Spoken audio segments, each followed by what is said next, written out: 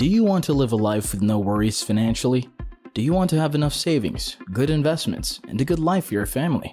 The life you're dreaming of is actually achievable. You want to know why? Simple. Watch this video until the end because we will teach you how to create financial independence. For many people, financial freedom is a key objective. Additionally, it means building a nest egg that will free you from the pressure of having to make a specific amount of money each year so that you can retire or pursue whatever career you choose. Unfortunately, a large number of individuals are far from being financially free. Even in the absence of occasional financial catastrophes, their progress is hindered by their ongoing debt problems brought on by excessive spending. There are more gaps in safety nets when a severe disaster, like a hurricane, an earthquake, or a pandemic, completely sabotages all preparations. To different people, financial freedom implies different things. Some people define it as managing finances without help from others. According to some, it's taking care of today's financial duties while still accumulating enough for a comfortable retirement. Others still think that both are essential for achieving true financial independence. Whichever of these ideas is accurate for you, there are habits you can start today to help you become financially independent. Number 1. Get out of debt. Control your debt rather than letting it control you. If you have no loans, try to maintain that status. But suppose you really must get a loan to buy a home or a vehicle for your family. This makes sense, and for many people it's even inevitable. Try to settle your bills as quickly as you can and refrain from taking on more debt that is not essential. Although they can make you feel incredibly free, credit cards can also trap you in a cycle of expensive debt.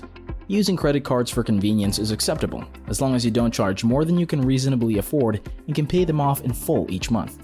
Review your payment alternatives, consider consolidation if it makes sense, and contact service providers if you're having trouble and in danger of missing a payment. Number 2. Learn the art of budgeting. Without a plan for your money, you won't have progress. Instead, every month's conclusion will have you wondering where your money went. That is a formula for financial tragedy rather than for financial independence. If you're not on a budget, financial freedom is not possible. Otherwise, you'll be left wondering where your money went. You must direct your money. Prior to the start of the month, assign each dollar a task, and keep tabs on your expenditure all throughout the period. You can always change the amount in those categories if you frequently spend too much or too little money there. To put your finances in the correct course, budgeting is crucial, but it doesn't stop there. You'll continue to create a different budget each month, even after you've achieved financial freedom. You need a plan regardless of your financial situation. Number 3. Have an emergency fund. A fully funded emergency fund is necessary if financial freedom is your ultimate objective. It serves as a barrier between you and the unexpected life events, like auto repairs, broken appliances, and medical deductibles. That affects all of us. As a result, after you're debt-free, you should grow your emergency fund such that it can pay for 3 to 6 months of costs. Your entire financial plan must include having enough money on hand to handle unexpected life expenses since it gives you peace of mind. You'll begin to experience more freedom in your budget after you have your savings account fully funded. Saying yes to shopping will be guilt-free for you. Number 4. Plan for your retirement as early as possible. Start planning for retirement today. Although it's quite simple to put off saving for retirement when you're young, the earlier you start, the less you'll need to save. In your 20s, try to save between 10 and 15% of your gross income after employer and personal contributions. You'll need to increase it to 15 to 20% once you're in your 30s. At the very least, you should make enough contributions to receive the total amount of any 401k match your company offers. If you live alone, think about starting a regular or Roth IRA. Depending on your circumstances, one of them can be a better alternative due to its unique tax advantages. Even though you don't realize the tax benefit immediately, they may be an excellent option for young people. Number 5. Live below your means. To put it another way, you must live on less money than you earn. You always hear these words when someone talks about finance. Financial independence requires self-discipline and the ability to turn down those things you can't afford now to save more money over time. Remember, we're not suggesting it's evil to want or own goods, we just don't want you to have your stuff. You'll continually find yourself caught in the terrible cycle of debt and overspending if you spend money. You don't have to impress people you don't even like by purchasing that car or home. That's not a way to achieve financial independence. It's actually the exact opposite. Number 6. Invest. Saving is one thing, but investing is quite another.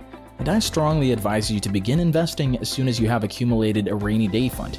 Before beginning, consider your objectives, time frame, and risk tolerance.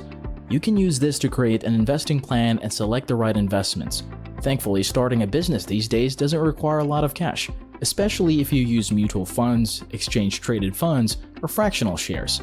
You might also give a robo-advice service some thought, depending on how involved you want to be. If you're still unsure, think about engaging with a financial advisor who can assist you in getting started, diversifying your portfolio, and making modifications to your financial plan when your objectives and the market environment change. You don't need a lot of cash to seek assistance. Number 7. Be generous. As the saying goes, it's better to give than to receive. It's actually very fulfilling to be able to give than just keep on receiving. When you receive, that means you're not financially capable. Being able to handle unplanned expenses without breaking a sweat is just one aspect of financial freedom. When you accept that you can satisfy other people's wants, the fun really begins. Imagine providing for the food supplies of a low-income family. A legacy is more important than just you these days. The great part is that you don't have to wait till you are financially independent to be kind. Even whether you're focused on consolidating debt or establishing an emergency fund, we always advise starting your budget with a line item for charitable contributions. Your donation at that point can appear as tithing to a nearby church or nonprofit organization. However, you can really let your generosity run wild once you've achieved financial freedom. Now that you've learned these things that you need to do when investing, what are you waiting for? Live up to these points and feel the goodness of being financially independent. What do you think about this topic? Do you agree with me too? Share your thoughts in the comments section below. Don't forget to like, share, and subscribe. I'll see you in the next video.